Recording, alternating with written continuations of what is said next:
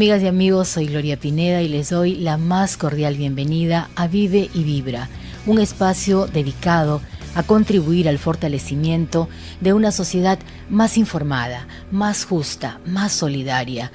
Hoy nos acompaña Víctor Camacho Molina. Víctor, bienvenido a nuestro programa. Muchas gracias. Estoy feliz de encontrarme pues en la ANP. Gracias también por tu visita. Nos interesaría empezar recordando el momento en que descubriste que el arte no solamente era una pasión, sino también un proyecto de vida. Gracias, sí. Principalmente el arte me encontró a mí y en el devenir de la vida me di cuenta que el arte era un medio para acercarnos a nuestras raíces, a nuestra identidad, ¿no? En sus múltiples formas, ¿no? Y luego con el periodismo pude ir descubriendo más artistas, artesanos, músicos a nivel nacional que me fue arraigando más al Perú, ¿no? En estos recorridos por distintos escenarios, por distintos lugares, adentrándote hacia las entrañas de nuestro país, ¿qué sensación tuviste cuando te encontrabas con el público como artista y también como documentalista o como director de teatro? Sí, creo que más que todo era la necesidad de la población, de la gente, en que se difundan sus raíces, en que se sientan reconocidos lo que ellos han cuidado por tanto tiempo, ¿no?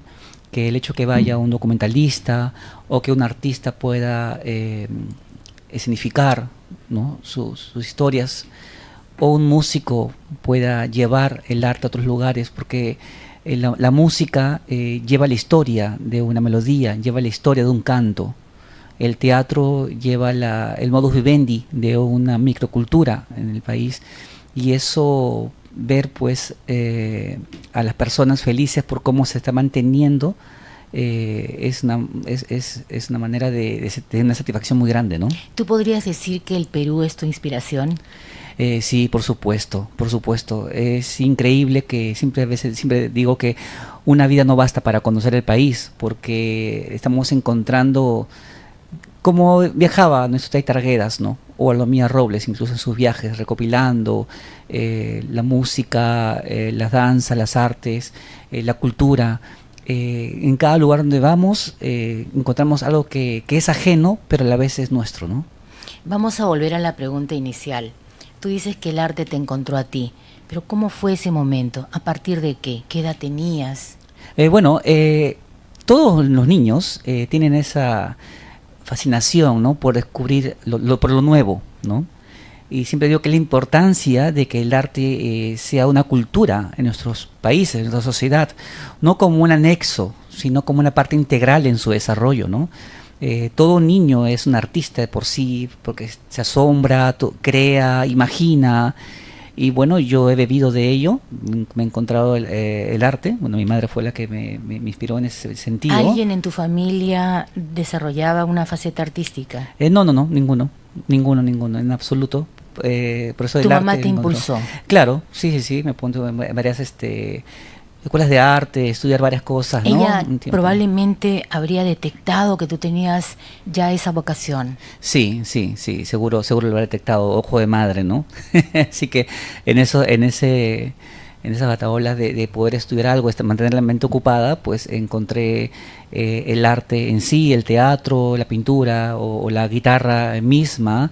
Por eso digo que nos escucha que es muy importante que un niño tenga un contacto genuino. Un contacto genuino significa un contacto que no sea solamente de un mes o 2 meses, ¿no? Un contacto genuino con el arte, ¿no? Porque el niño de por sí necesita crear, es muy hiperactivo mental y físicamente, ¿no? Qué bonita frase, el niño necesita crear.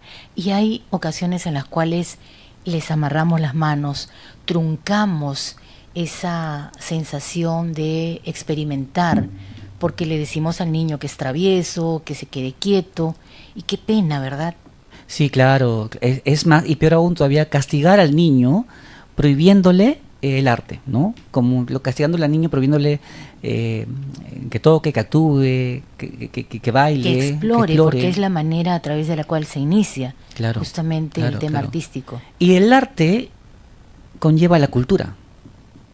Explorar el arte, como siempre le digo, sea en el teatro, en la música, te lleva a descubrir autores, músicos, investigadores, intelectuales, y te acerca a la cultura. Es primo hermano de la cultura el arte.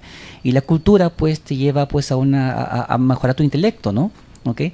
Entonces por eso es importante que, aparte que es un modo de vida, ¿no? Es un modo de vida, ¿no? Que en nuestras culturas debería impregnarse siempre, ¿no? En nuestro desarrollo integral sobre todo, ¿no? Y fue así como, digamos, en vacaciones útiles, en algún tiempo inicial, empezaste a tener este acercamiento alentado por tu madre. Pero luego, ¿cuándo fue que tú decides que ese podría ser un camino y te empieza a interesar más seriamente el involucrarte con el tema artístico? Con el periodismo. Definitivamente el periodismo me ayudó a mí a recorrer el país y a encontrar muchas expresiones artísticas, muchas expresiones desde los artesanos. Pero antes del periodismo tú ya tocabas guitarra y tocas sí, magníficamente. pero no de manera consciente. Lo tocaba como una manera lúdica, más que todo, ¿no? Ya encontré la conciencia cuando viajaba, ¿no? Pero antes de ello, de manera lúdica, exploraba muchas artes, ¿no? Como la guitarra, por ejemplo, ¿no? Pero no encontré ese grado de conciencia, ¿no? Como tú me lo preguntas, ¿no? Pero quizás era algo que, digamos, tan personal, tan íntimo, tan de sentimiento. Yo te he escuchado tocar en tu época de estudiante y la verdad que me quedé impactada en tus primeros conciertos y mucho más adelante ya con la madurez he visto la evolución, pero realmente me parece que me queda la duda si es que el artista nace o se hace. Eso tiene que ver también mucho con la personalidad del niño. Yo era muy introvertido, ¿no? Demasiado introvertido. Mi madre tenía que pagarle a los niños para que jueguen conmigo. Yo era incapaz de acercarme a los de mis niños. Está bromeando. En serio, era muy introvertido. Y encontré en la guitarra, en el arte, que pude ser amigo fácilmente. Porque el arte causa admiración. Y la admiración causa respeto, ¿no? Todo cunde a partir de la admiración. Todo empieza con la admiración, ¿no? Entonces prácticamente la guitarra a mí me acogió, la música, ¿no? Introvertido, un introvertido, la guitarra. Quizás uno cuando es extrovertido un niño va al teatro, ¿no? Cada arte tiene una personalidad propia, ¿no? Cada arte, ¿no? La guitarra es más que todo para personas más silenciosas, más introvertidas, más cohibidas quizás, y el teatro es un poco más de explorar, ¿no? Sea como fuere, el arte es canaliza mucho la energía del niño, ¿no? Y tú ya adulto canalizaste esa energía acercándote a las comunidades. ¿A partir de qué decides involucrarte, comprometerte, trabajar de una manera más consciente, viajar y hacerlo a tu cuenta y riesgo? Porque sé que nadie te financió esos primeros viajes. Sí. Bueno, mi sueño siempre fue ser periodista. Fue documentar reportajes y viajaba pues a los lugares donde solamente había altitud y latitud nada más en Wikipedia, pero al llegar pude tener un contacto cercano con la población, la investigación y en aquellas costumbres que quizás uno no sabe por qué lo realizan, pues lo realizan por costumbre, pero no hay una conciencia del por qué lo hacen, el arte, o la danza o su vestimenta, ¿no? Fue allí que encontré una necesidad de investigación, y el periodismo justamente es eso, ¿no? Es investigación, ¿no? Entonces al investigar encontré que el ser humano se expresa a través del arte. A través del arte mantiene su identidad, sus ancestros, a través de la pintura, a través de la artesanía huanca, por ejemplo, o del canto jarawi, por ejemplo. Las mujeres aún siguen cantando. El canto jarawi es un canto precolombino, o sea, pre-inca, perdón, ¿no? Del canto jarawi deriva el yarabí, de Mariano Melgar, ¿no? Pero ¿qué es el jarawi, no? Es ese canto que mientras las mujeres se juntan para cantar, mientras que el hombre está arando la tierra, y ese canto lloroso y melancólico que se escucha entre las montañas, ¿no? Y se tapan la boca para cantar. Ahí me di cuenta que yo como artista tenía que profundizar en ello, ¿no? No solamente en la música, sino en escenificar el modo de vivendi de esas personas, de los chancas, de los chachapoyas, y así fue como también exploré la dirección teatral, ¿no? Todo ello, ¿no? Y ese material tú lo recopilaste, trabajaste una producción y está siendo compartida para que la Sí. puedan también aprovechar niños, jóvenes, Claro que adultos sí, claro en que sí. general. De ahí justamente nacen 3 investigaciones mías que han tenido reconocimiento incluso por el Congreso, ¿no? La primera fue, bueno, la leyenda de Levanto, que es la historia de Tupac Yupanqui, al viajar a Chachapoyas, que hizo un canal inca de 45.000 kilómetros solamente para congraciarse con la princesa Tella, ¿no? Es una historia real, ¿no?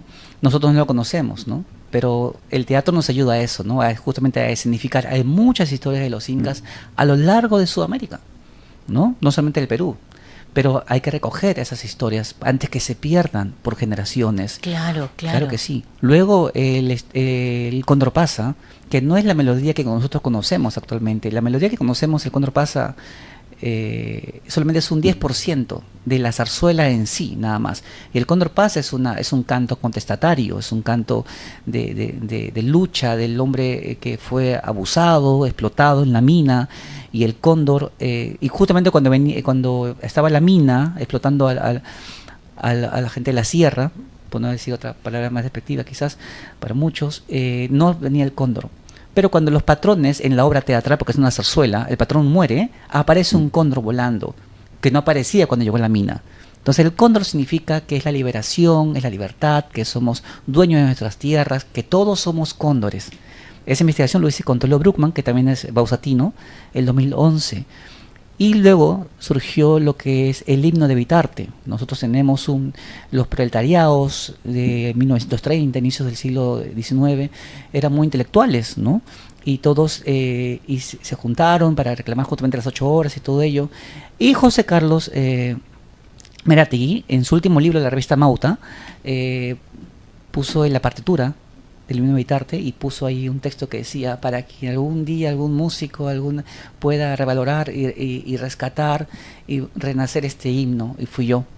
El himno de Vitarte es el canto de los obreros del Perú, y bueno, esos son 3 trabajos que he estado realizando, ¿no?